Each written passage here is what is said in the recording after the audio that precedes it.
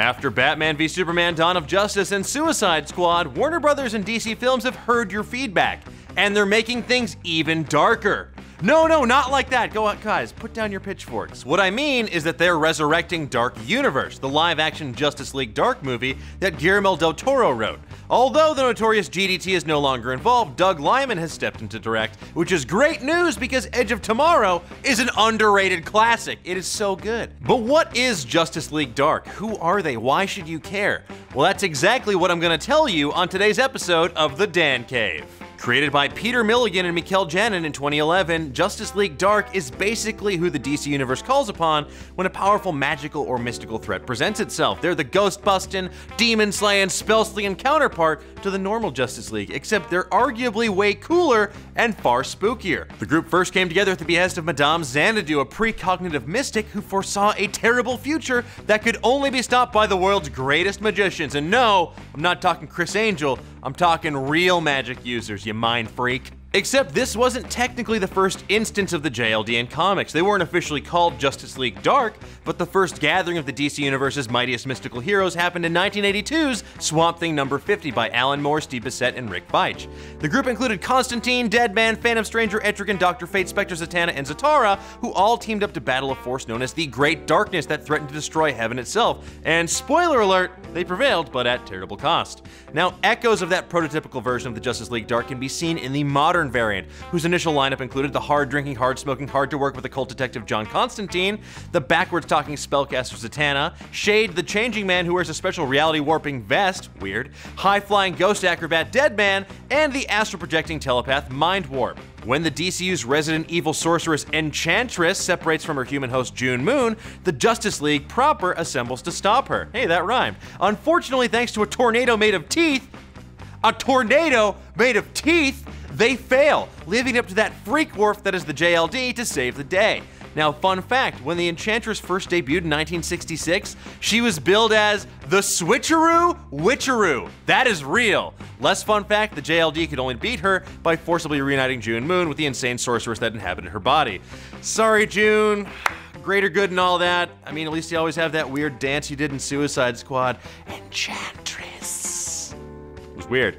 Although the team would later assemble again, they didn't take things too well in the moment, especially when they realized that Madame Xanadu had inadvertently created this whole mess in the first place. Constantine was so TO'd, he kicked her tarot cards off the table, and everyone dispersed, leaving Madame Xanadu on the floor, distraught, realizing the team would have to come together once more to prevent the apocalyptic future she saw from coming to pass. Now, after Constantine, Deadman, Shade, and Zatanna began having chronic nightmares, they saw the light. They visited Xanadu once again and agreed to officially form the Justice League Dark. The Justice League Dark had many other adventures over the years as well, including working with Argus to retrieve the all-powerful Books of Magic, fighting demons serving Felix Faust, recovering the House of Mystery from malevolent magic users, battling the Blight and the Trinity of Sin during DC's Forever Evil event, and being forced to confront their own inner demons in a bizarre netherworld where time goes to die, aka my office. They also added many other familiar, albeit freaky faces as well to the roster, including Swamp Thing, Frankenstein, yes, his monster, not the Doctor, don't be a jerk about it, Black Orchid, Raven, Amethyst, Pandora, Nightmare Nurse, Timothy Hunter, Zoriel, and more. But what does all this mean for the Justice League Dark movie? Well, based on what we know about the old Guillermo del Toro script, the core team will include John Constantine, Zatanna, Swamp Thing, Deadman, and Etrigan the Demon, an interesting twist. Now, other names like Sargon the Sorcerer, Zatara, Spectre, and Anton Arcane, presumably as the villain that they have to stop, were also connected to the project, but nothing is set in stone at this point.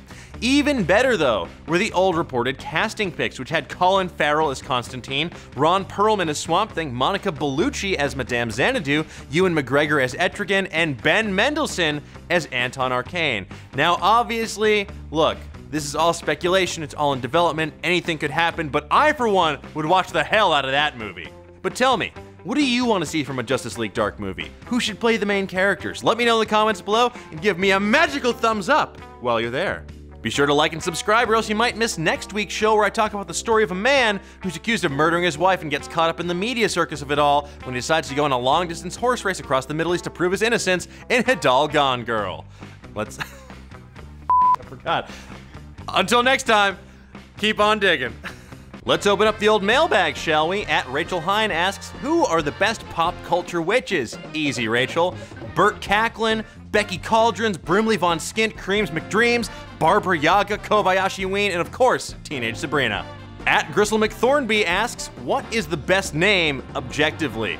Look, Gristle McThornby, the people of the United Kingdom have already voted on this. It's Bodie McBoatface. Name, set, match. At Mau Mau Kita asks, when will we get reboots for Greatest American Hero, Misfits of Science, The Wizard, and Mannequin? Well, first of all, you can't touch The Wizard. That's a classic. The Power Glove is so bad, and may it always be so bad, and never so good. And as for the others, Phil Lord and Chris Miller are already rebooting Greatest American Hero, so for the rest of them, I'd say give it 6 months to a year before we hear about them getting reboots too. But guys, what do you think? What old movies and TV shows do you want to see a reboot of? Let me know in the comments below, and I'll see you guys next time.